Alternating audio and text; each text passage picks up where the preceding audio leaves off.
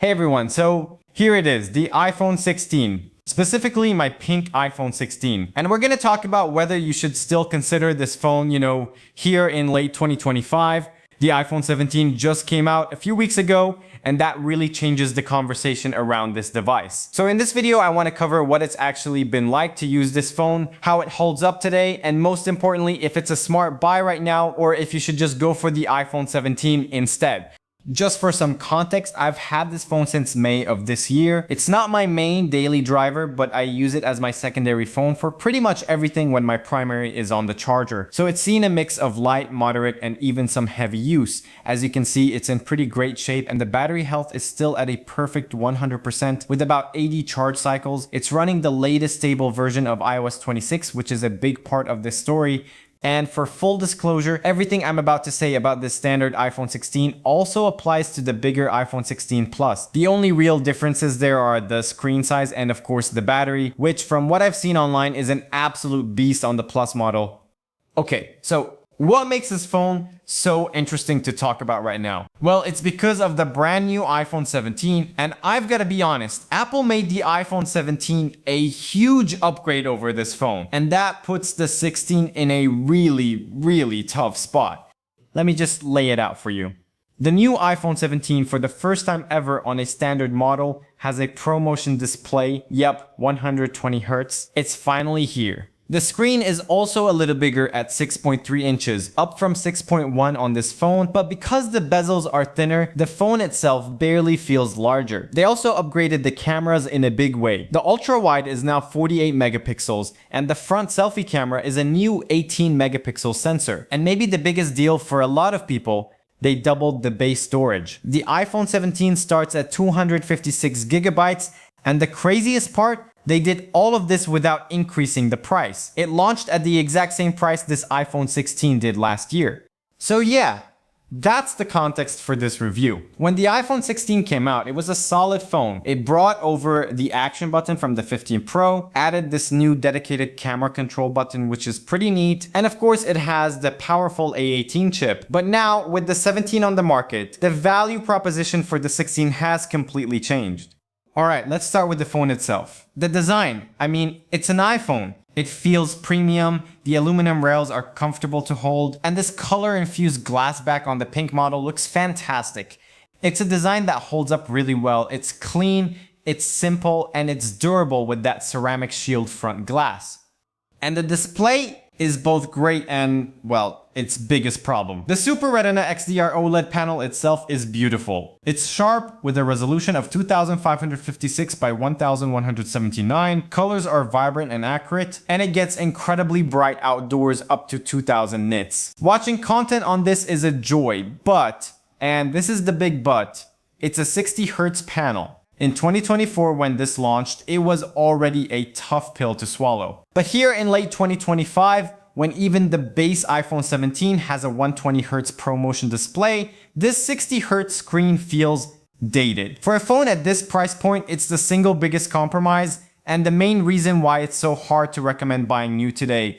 Now, where this phone absolutely does not feel dated is in performance. The A18 chip inside is still a powerhouse. In my own test on Geekbench 6, it scored 3,294 on single core and 8,325 on multi-core. In day-to-day use, what that means is, it's just really fast. Apps open instantly, swiping through the interface is smooth and responsive. It still feels like a top-tier phone.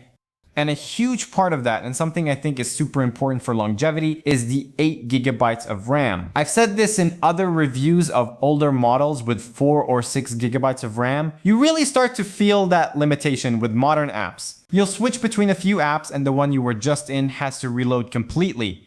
With 8 gigabytes of RAM here on the 16, that just doesn't happen. Multitasking is great and apps stay suspended in the background ready to go. Even the new iPhone 17 has 8 gigabytes of RAM, so in this one area, the 16 is right on par. For gaming, it's also pretty solid. I play a mix of casual games and some more demanding titles like Assassin's Creed Mirage, and for the most part, it handles them really well. But during longer gaming sessions, you'll definitely notice the phone getting warm, and you might see some occasional frame drops as it throttles the performance to manage that heat. It's not a deal breaker, but it's something to be aware of if you're a heavy gamer. And I have to talk about iOS 26 Wow.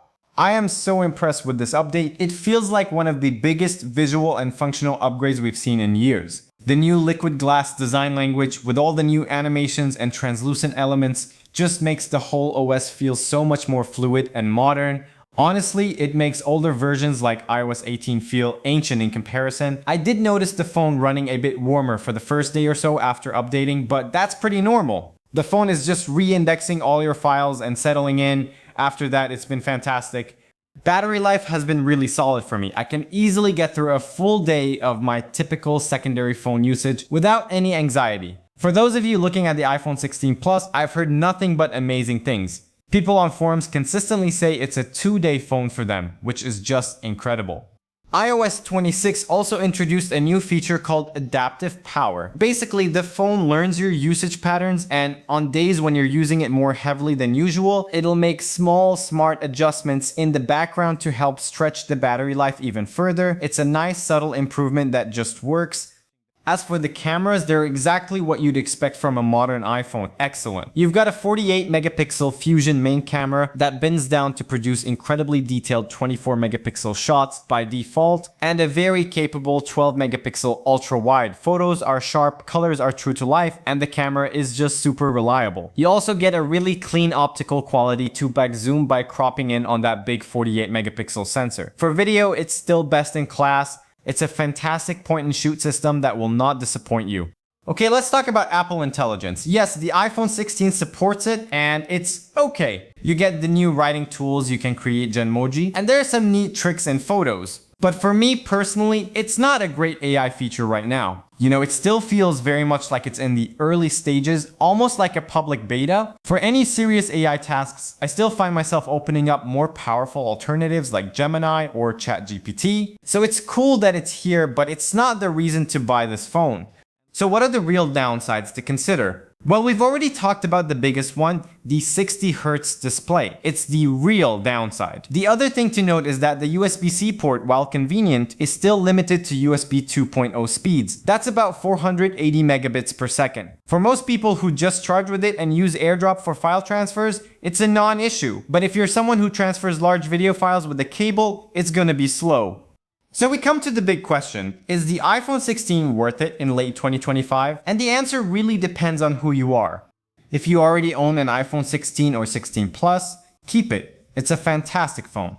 The performance is top tier, the cameras are great, the battery is solid, and with 8 GB of RAM and the A18 chip, it's gonna be a great experience for years to come. There's no urgent need to upgrade to the 17, but if you're on an older iPhone and you're looking to upgrade today, or you're thinking of buying a new phone, my honest recommendation is to go for the iPhone 17 instead. The value proposition is just on another level. For the same price this phone launched at, you're getting a 120Hz ProMotion display, double the storage, and significantly better cameras. That's not an incremental update, it's a massive leap in what you get for your money. The only scenario where I'd say you should consider the iPhone 16 is if you find it for a really good deal. I'm talking a significant discount. But even then, you have to ask yourself if you're okay with being locked into a 60Hz display for the next few years. For me, that's a tough sell. So that's my take on the iPhone 16 a little over a year after its release. It's a great phone that's been put in an incredibly awkward position by its own successor. I'd love to hear what you all think, especially if you're using an iPhone 16 right now. What has your experience been like? Let me know down in the comments. If you found this video helpful, a simple like and subscribing to the channel would be amazing. Thanks so much for watching, and I'll catch you in the next one.